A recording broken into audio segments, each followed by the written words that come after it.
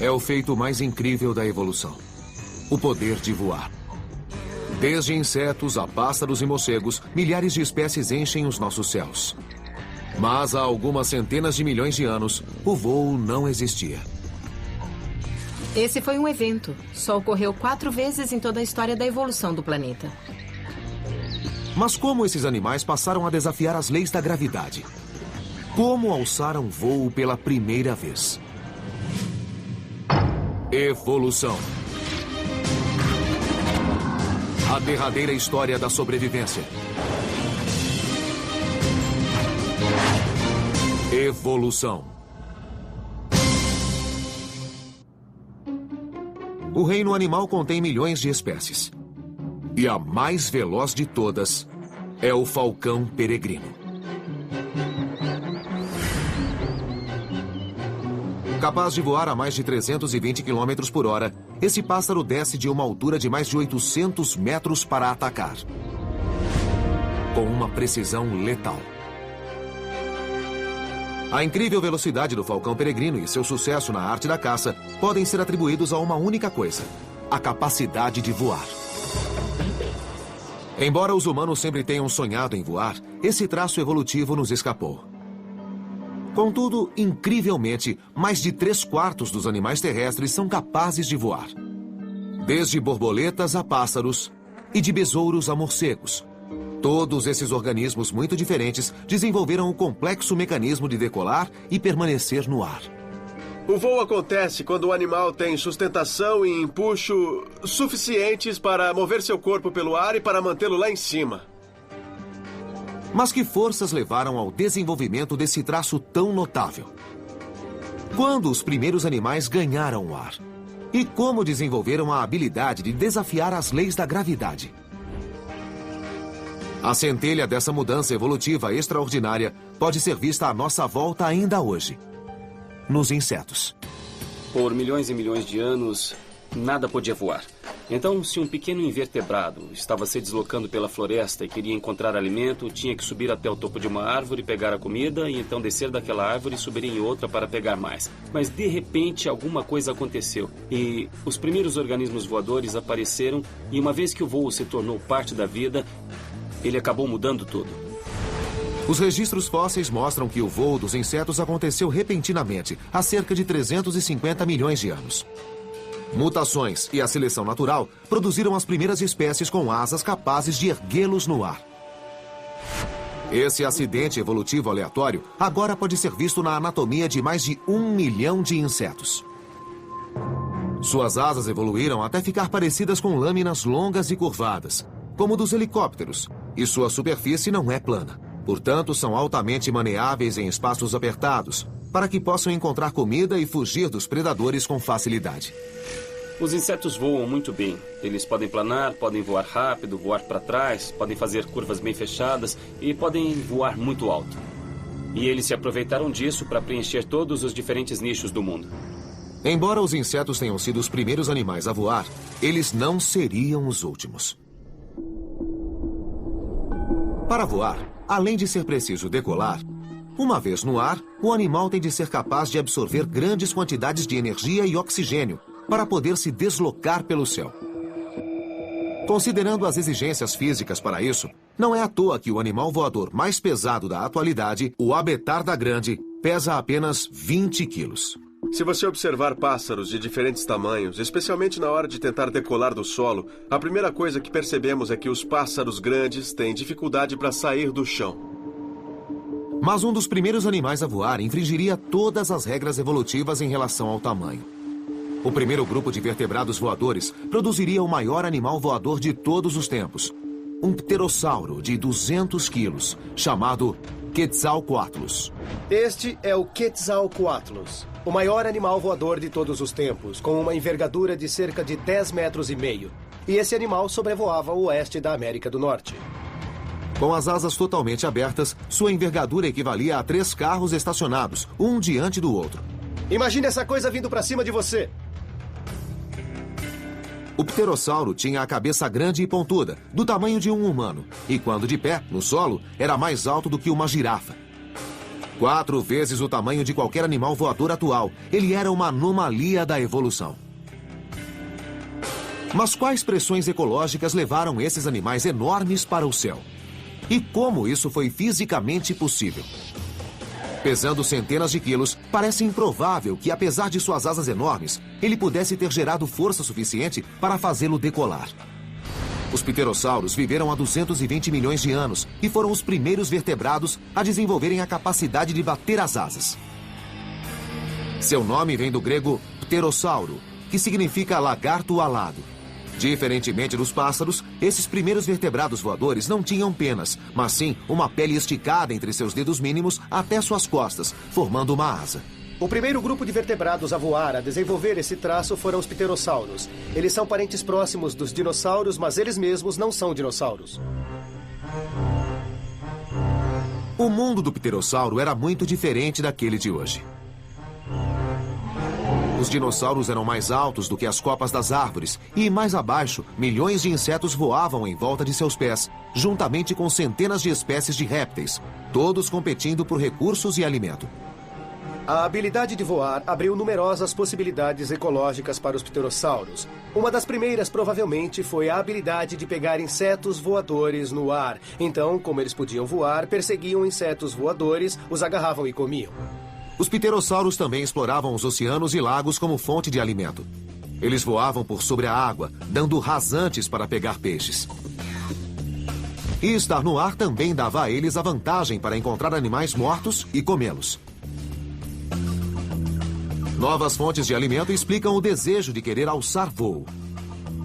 Mas como esses gigantes de 200 quilos chegavam lá em cima? Como um animal desse tamanho decolava e permanecia no ar tem sido um mistério desde a sua descoberta. Michael Habib trabalha como biólogo evolutivo na Universidade Johns Hopkins. Ele acredita ter solucionado o mistério sobre como esses répteis monstruosos alçaram voo. No final dos anos 20, um grupo de paleontólogos descobriu um esqueleto de pterossauro em uma escavação no Oregon. Como parte dele, havia um osso da asa, aparentemente comum. E o osso foi considerado insignificante e ficou relegado a uma gaveta no museu por mais de 80 anos. Mas Michael acredita que este simples osso da asa pode conter a resposta para o segredo dessas criaturas enormes terem alçado o voo. O osso em questão que foi encontrado é a parte mais importante da asa para se entender como o pterossauro voava. É a parte que praticamente liga a própria asa ao corpo, é onde a maioria dos músculos de voo se prende. Quando falei com os curadores do museu sobre sua coleção de pterossauros, ele foi de fato a última coisa que me mostraram como se fosse insignificante. Eles praticamente haviam esquecido que estava lá.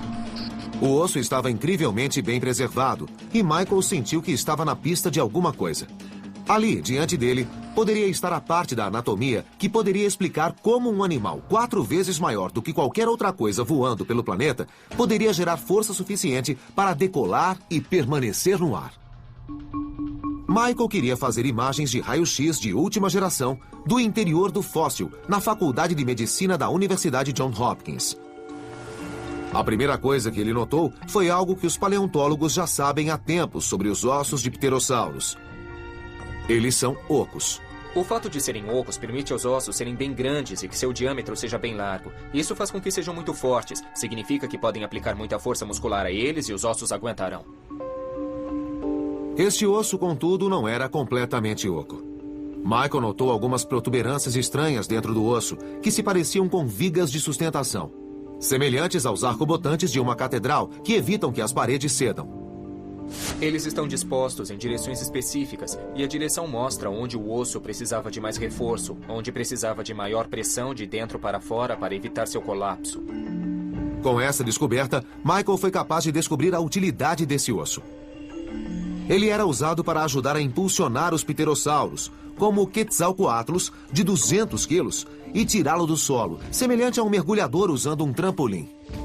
Na verdade, para os animais voadores, a decolagem é muito exigente e muito difícil, pois eles tendem a acumular muita velocidade em um período de tempo muito curto.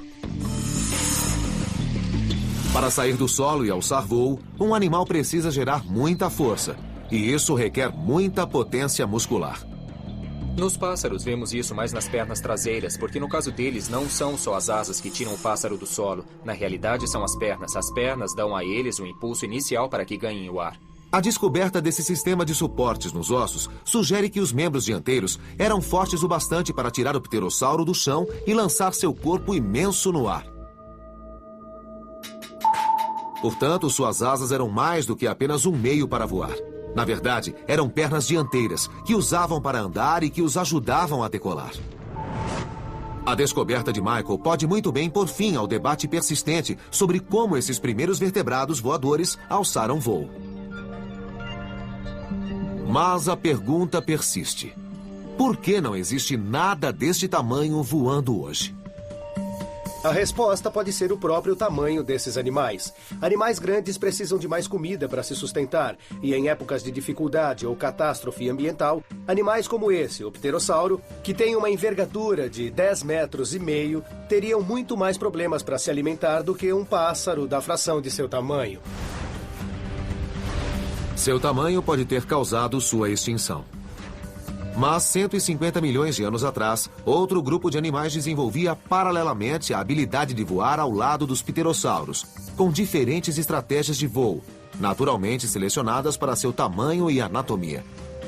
Uma coisa interessante é que pássaros pequenos perfazem mais da metade das espécies de pássaros do mundo. Então, em termos evolutivos, indiscutivelmente, os pássaros pequenos tiveram muito mais sucesso do que seus colegas maiores.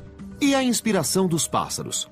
Não foram os pterossauros, mas predadores que não voavam. 150 milhões de anos atrás, durante a metade do período Jurássico, a vida proliferava não só em solo, mas muito acima dele, nos céus. Dois caminhos evolutivos paralelos foram o ponto de partida para milhões de espécies de insetos. Os pterossauros já voavam acima das copas das árvores há mais de 100 milhões de anos. Mas eles não estavam mais sozinhos. Uma nova classe de criaturas estava evoluindo de maneira independente, ao lado deles, e levariam o voo a novas alturas. A evolução convergente é um fenômeno em que organismos de duas ancestralidades diferentes desenvolvem características semelhantes em resposta a pressões ambientais semelhantes. E a evolução do voo é um excelente exemplo de evolução convergente. Os pássaros e os pterossauros, diante da necessidade de voar de maneira mais eficiente, desenvolveram um projeto corporal semelhante. Do pombo ao pavão e da águia ao pardal, hoje existem mais de 10 mil espécies de pássaros no planeta, o dobro da quantidade de mamíferos. Mas exatamente quando eles evoluíram e como adaptaram o voo é uma história de detetive de 230 milhões de anos. Mas se você souber onde olhar, existem muitas pistas reveladoras. Oi! Como é que você está? Ironicamente, a resposta sobre como as aves alçaram voo pode estar no chão. Grandes aves que não voam, como os emus, ajudam a rastrear a origem do voo avicular. Porque acredita-se que os pássaros evoluíram não dos pterossauros alados, mas dos dinossauros, que viviam no chão. Este animal, o emu, é um dos únicos que restaram aqui na Terra que talvez possa nos dizer qual era a aparência real dos dinossauros não aviculares e como eles agiam. Por exemplo, veja os pés de um emu. Ele tem escamas nos pés, como um réptil, e ele também tem dedos que sustentam peso, como um dinossauro terópode não avicular. Os dinossauros terópodes andavam eretos e tinham pernas traseiras usadas para dar apoio e se movimentar, enquanto os membros dianteiros eram usados para agarrar e segurar presas. E o mais famoso era o temível Tiranossauro Rex. Se comparássemos o pé de um tiranossauro e o colocássemos ao lado do pé deste emu, veríamos muitas semelhanças e apenas algumas diferenças. Acho que a característica mais óbvia que os pássaros partilham com os dinossauros não aviculares, uma característica que herdaram dos dinossauros não aviculares, são as penas. Por muito tempo, acreditou-se que, entre os animais vertebrados, as penas eram exclusivas dos pássaros. Mas não era o caso. Milhões de anos atrás, alguns vertebrados não aviculares também tinham penas. Então agora sabemos que as penas não são exclusivas dos pássaros. As penas se desenvolveram inicialmente nos dinossauros não aviculares e é bem possível que tenham evoluído para algo além do voo, talvez para isolamento térmico ou para proteger seus ninhos. Mas fora partilharem penas, como sabemos que os pássaros evoluíram dos dinossauros? E como esses animais terrestres foram capazes de voar?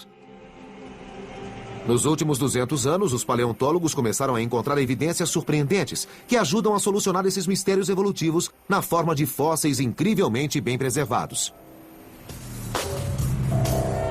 O Museu Carnegie de História Natural, em Pittsburgh, abriga uma das maiores coleções de ossos de dinossauros do mundo. Entre eles, há pistas incríveis de como os pássaros, e posteriormente seu voo, evoluíram a partir dos dinossauros. Isto é um molde de Archaeopteryx, e quando ele foi descoberto, muito mais de um século atrás, deixou os cientistas pasmos, porque o fóssil tem uma mistura de características costumeiramente associadas a répteis e que também são associadas a pássaros. O Archaeopteryx foi o primeiro dentre todo um novo grupo de animais. Era um pássaro que se diferenciava de um dinossauro plumado por sua capacidade de voar. Embora não fosse muito eficiente no ar, comparado aos dinossauros não aviculares, havia diferenças claras na estrutura anatômica desta criatura. Contudo, como o pássaro mais antigo do mundo, é evidente que ele não havia se diferenciado completamente de seus ancestrais. Quando olhamos o esqueleto do Archaeopteryx, vemos muitas características herdadas de seus ancestrais dinossauros e que se perderam nos pássaros modernos. Então, por exemplo, se olharmos para o crânio de um Archaeopteryx, vemos que ele mantém dentes minúsculos e todos os pássaros conhecidos da atualidade são desdentados. Também vemos uma cauda longa e óssea no Archaeopteryx, uma característica dos dinossauros. Olhando para a mão do Archaeopteryx, podemos ver que seus dedos ainda têm grandes garras curvas nas pontas, e essa é uma característica que ele partilha com os dinossauros. Além disso, algo essencial também parecia faltar ao Archaeopteryx: músculos. Os pássaros modernos possuem uma série de grandes músculos peitorais que se prendem ao externo e os ajuda a gerar força suficiente para voar. Aparentemente, o Archaeopteryx não tinha esses músculos. Então, embora seu corpo pudesse sustentar voo, é improvável que pudesse ficar muito tempo no ar. O Archaeopteryx provavelmente era capaz de voar, mas comparado aos pássaros modernos, é quase certo de que era bem desajeitado. Sabemos disso porque seu esqueleto é bem mais primitivo do que os dos pássaros modernos. Então, como os pássaros modernos evoluíram e se tornaram criaturas voadoras mais eficientes? Evolutivamente, qual foi o passo seguinte ao Archaeopteryx? Em 2004, numa escavação no noroeste da China, Matthew e seus colegas se depararam com outra peça fossilizada deste quebra-cabeça. Quanto mais eu olhava, mais ficava claro que estávamos olhando para um grupo de pássaros muito bizarros, que eram abundantes durante o período Cretáceo, o último período da era dos dinossauros. Quase 100 esqueletos praticamente completos de pássaros de 100 milhões de anos foram recuperados na escavação, e entre eles, um espécime raro. Fragmentos minúsculos desse animal há muito extinto, chamado gansos, já haviam sido encontrados antes, mas nunca um esqueleto tão completo quanto esse. O Gansus tem 40 milhões de anos a menos que o Archaeopteryx. Existiu 110 milhões de anos atrás e era relativamente rápido em termos evolutivos dos pássaros. O Gansus adquiriu muitas das características que associamos aos pássaros modernos. Ele é, de muitas maneiras, um pássaro anatomicamente moderno de 110 milhões de anos atrás. Embora o Archaeopteryx fosse capaz de voar, Matthew logo descobriria que o Gansus tinha características anatômicas que, é quase certo, faziam com que voasse melhor. Grande parte da história do histórico evolutivo dos pássaros tem a ver com a maior eficácia do voo. Então, por exemplo, quando olhamos para o Archaeopteryx, vemos características que não estão presentes nos pássaros modernos, como dentes e uma longa cauda óssea. E essas são duas características que há muito se discute que foram perdidas nos pássaros modernos porque diminuíam seu peso. A perda de dentes, a cauda mais curta e outros detalhes distintos parecem fazer do Gansus um animal intermediário entre o Archaeopteryx, que estava mais para dinossauro, de um lado, e os pássaros modernos do outro. Mas o fóssil possuía os músculos peitorais que poderiam ajudá-lo a decolar com mais facilidade que o Archaeopteryx. O problema era que, embora o fóssil de Gansus estivesse completo, também estava muito achatado, tornando quase impossível ver certas características anatômicas dessa nova espécie. Será que as questões básicas desse mistério permaneceriam sem resposta? Felizmente, Matthew pôde recorrer a uma equipe de paleoescultores e artistas do Museu Carnegie de História Natural para tentar recriar a imagem deste antigo pássaro. Trabalhando como detetives em cenas de crimes, a equipe é capaz de reconstruir metodicamente os ossos esmagados e criar uma imagem da possível aparência do Gansus.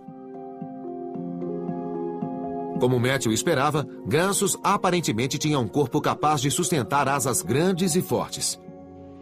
A presença de um externo ósseo no gansos significa que essa criatura provavelmente tinha músculos peitorais grandes, se comparado àqueles relativamente mais franzinos, vistos no Archaeopteryx.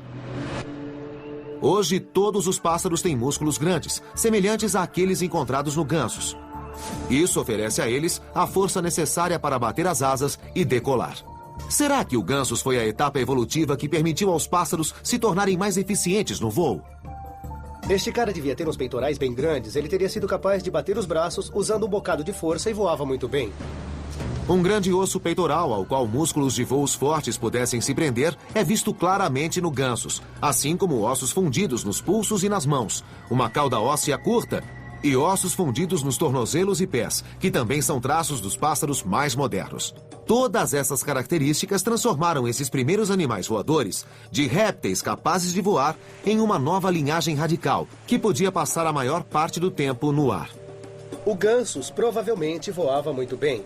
Talvez tão bem quanto os muitos tipos de pássaros modernos. Os pássaros estão entre os grupos dos vertebrados mais bem-sucedidos.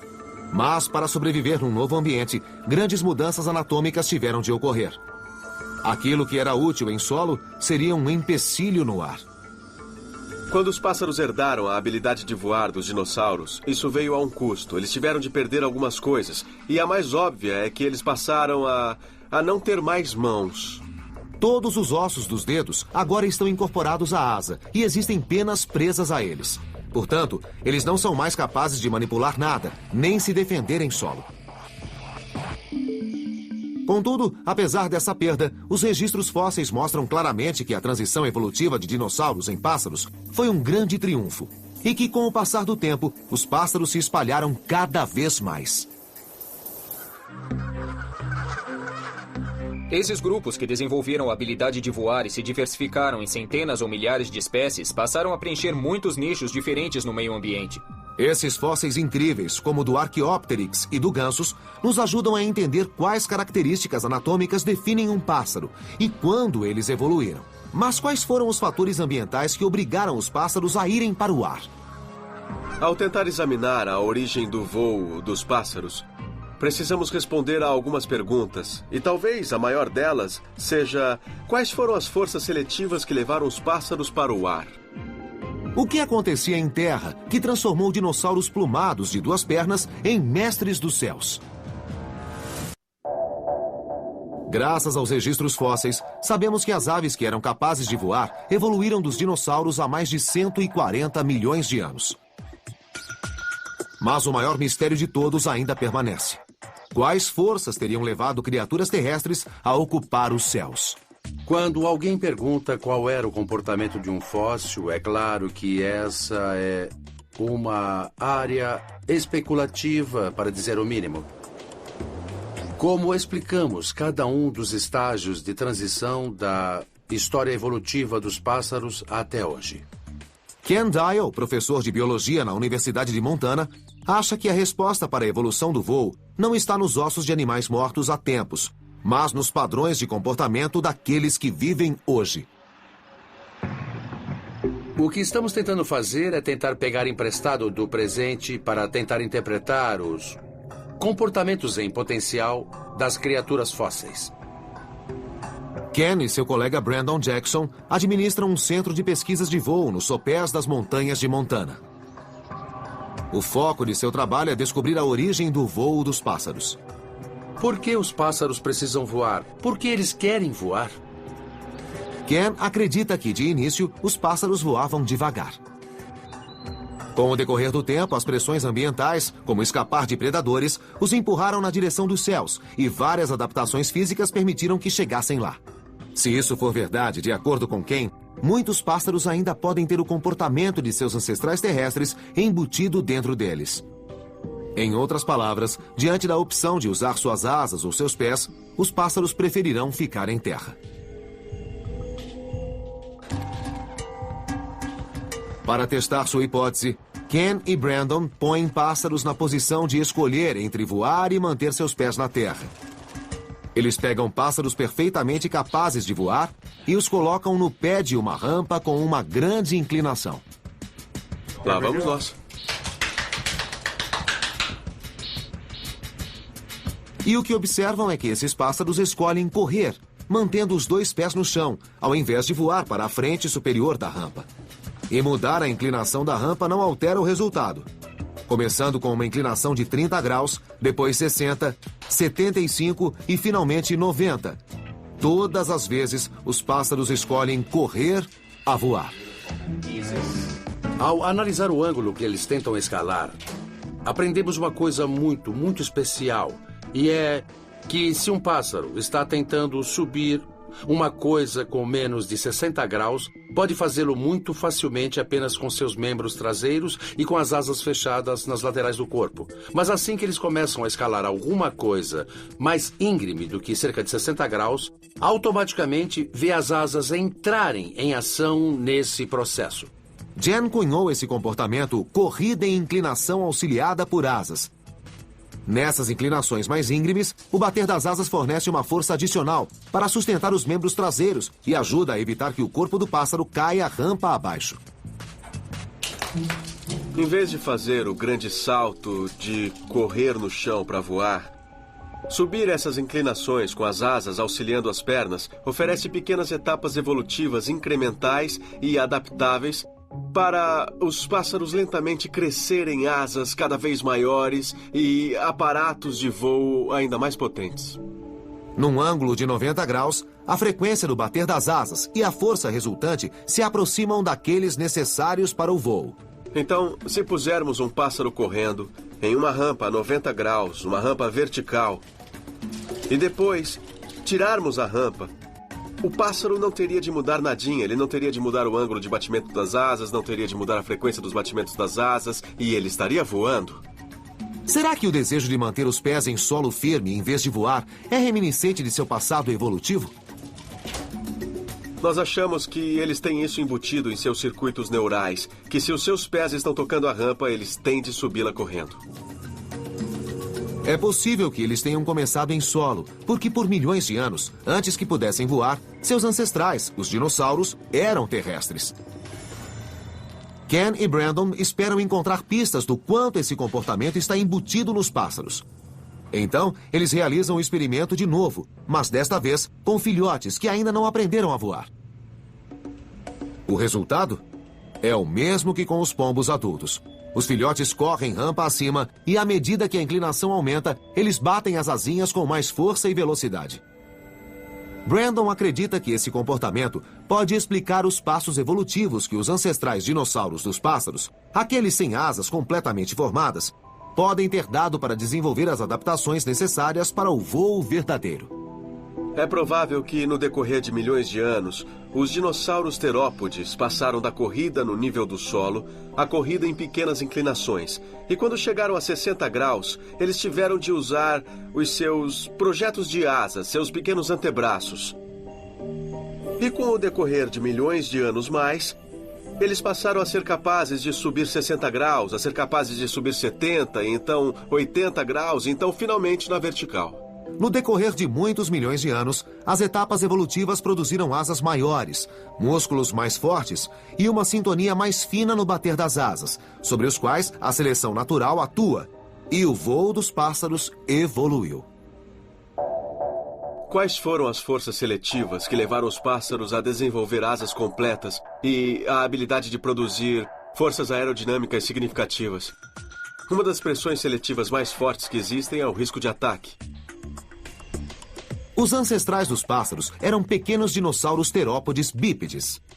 Eles só usavam os membros posteriores para a locomoção. Para evitar os predadores, eles podiam tentar correr mais do que eles, ou podiam subir em obstáculos para fugir.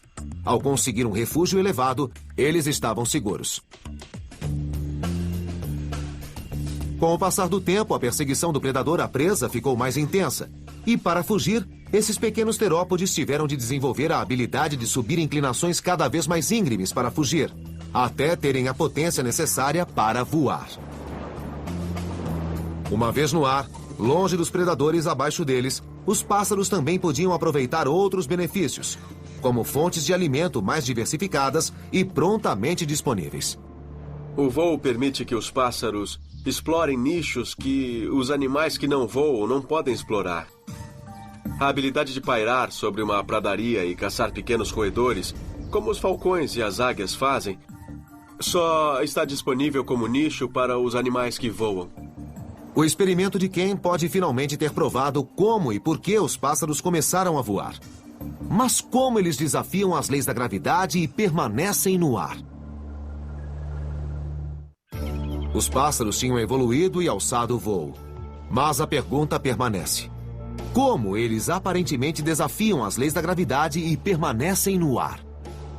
A resposta simples parece sugerir que é batendo as asas. Mas o processo evolutivo que permitiu aos pássaros serem bem-sucedidos nos céus exigiria uma série de adaptações físicas singulares. Os insetos, os primeiros animais a voar, são muito leves. Portanto, não requerem muita energia para permanecer no ar. E, diferentemente dos pássaros, eles não ficam no ar por períodos prolongados. Os vertebrados voadores, como os pássaros, são maiores e precisam de grandes quantidades de energia para poder produzir as forças aerodinâmicas necessárias para impulsioná-los para frente. E para os pássaros, o motor principal para produzir essas forças são suas asas. Em um avião, você tem um motor e uma asa, e o motor produz forças para superar o arrasto, e a asa produz forças para superar a gravidade. Mas em um pássaro, a asa produz tanto empuxo como sustentação. Evolutivamente, os pássaros têm as características físicas perfeitas para a vida nos céus.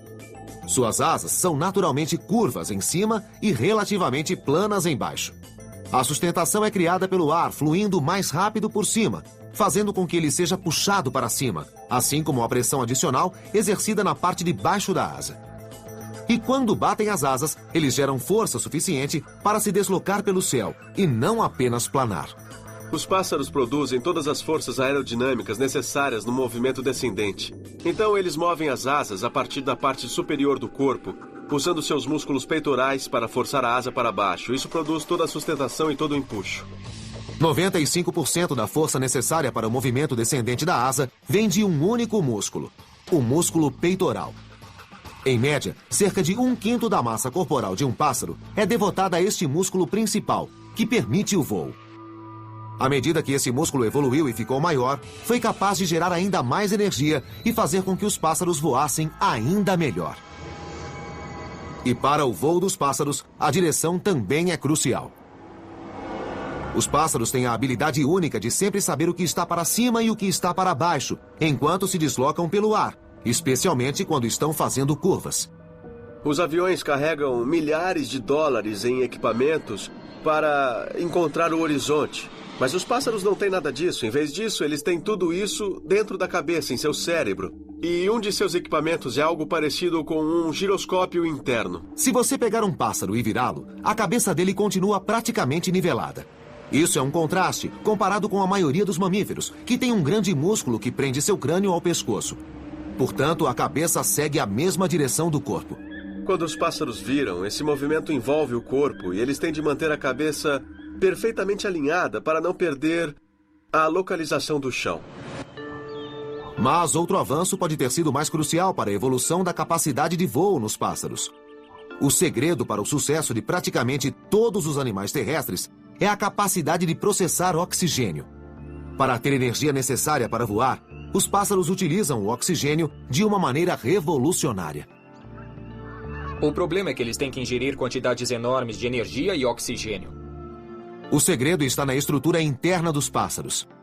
Eles, como os pterossauros, têm ossos ocos, que se ligam a sacos cheios de ar.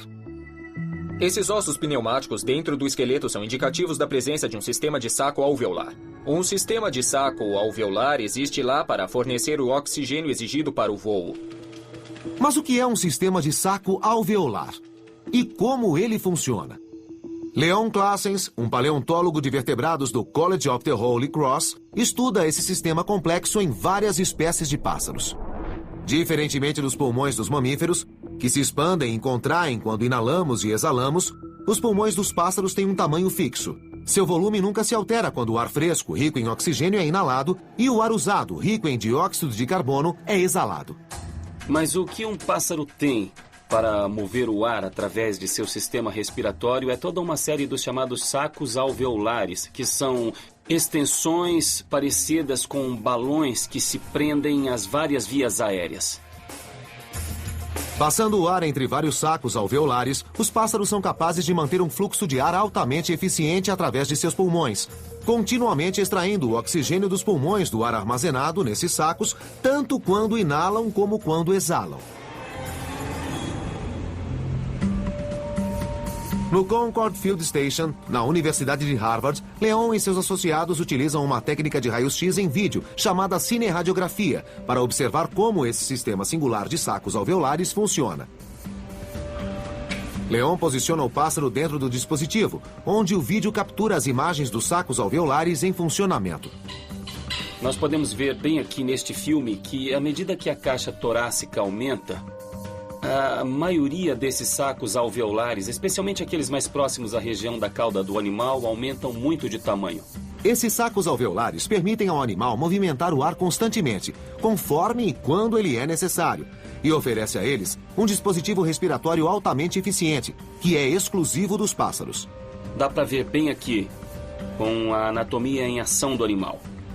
Este é um dos projetos mais elegantes e mais eficientes existentes em qualquer vertebrado ou em qualquer animal com coluna vertebral em seu processo de respiração. Hoje, todos os pássaros possuem sacos alveolares e há evidências de que estavam presentes em alguns dinossauros. Portanto, eles devem ter evoluído muito antes dos pássaros ganharem os céus. Nos dinossauros grandes, como o tiranossauro, temos evidências da presença de sacos alveolares, pois existem aberturas em ossos, onde parte desses sacos alveolares invadiram os ossos. A anatomia que já havia evoluído em dinossauros que corriam pelo chão, como sacos alveolares e penas, receberam uma sintonia fina da seleção natural para produzir animais que voavam muito bem. Essa anatomia singular abriria caminho para 10 mil espécies de pássaros povoarem todos os continentes da Terra. Mas há 55 milhões de anos, um grupo de mamíferos, sem nenhuma das características dos pássaros, estava para conquistar os céus de uma maneira completamente diferente. Quando o sol se põe, a maioria dos pássaros deixa os céus e dá lugar a um animal completamente diferente. A quarta e última linhagem a desenvolver o poder do voo são os mestres da noite, os morcegos. Os morcegos são os únicos mamíferos que não permaneceram terrestres. Mais do que apenas aberrações da evolução, os morcegos são uma de suas maiores histórias de sucesso. Com mais de 1000 espécies no mundo todo, eles perfazem 20% dos mamíferos. Os morcegos desenvolveram a capacidade de voar de uma maneira totalmente singular, sem nenhuma das características que tornou os pássaros tão bem-sucedidos. Penas, ossos ocos ou até mesmo sacos alveolares. Pássaros e morcegos tiveram evoluções completamente distintas. Cada um representa a chegada ao voo através de um caminho evolutivo diferente. Mas quais forças os levaram a serem os únicos mamíferos no ar, cerca de 55 milhões de anos atrás? E como eles conseguiram fazer algo que poucos pássaros conseguiram, que é voar à noite?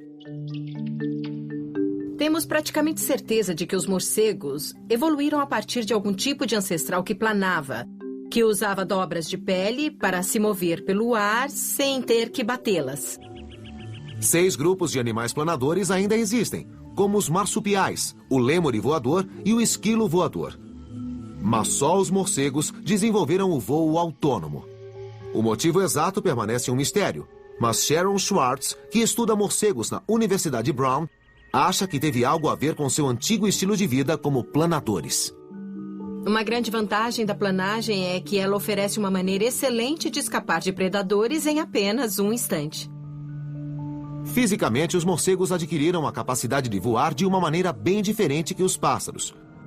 Quando a desenvolveram, mantiveram os 5 dígitos independentes das mãos de um mamífero, que foram cobertas de pele, formando uma asa.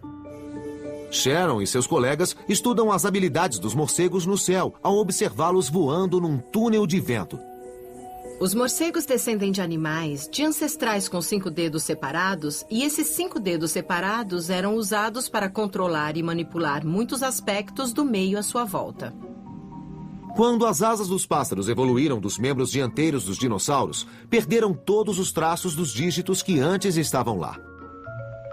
Mas foram esses dedos de mamíferos que os morcegos mantiveram que tornam o voo deles tão notável e tão diferente da maneira de voar dos pássaros. As asas dos pássaros são fixas e estão sempre alinhadas, reflexos perfeitos uma da outra. Os morcegos, por outro lado, podem usar seus dedos e cerca de 20 juntas para manipular cada asa separadamente, alterando rapidamente o caminho que ele toma, mais como os remos de um barco do que as asas de um avião. Essa habilidade singular de controlar suas asas fez dos morcegos os especialistas nos céus. Eles podem manobrar e frear instantaneamente e são capazes de mudar de direção até 10 vezes mais rápido do que um pássaro.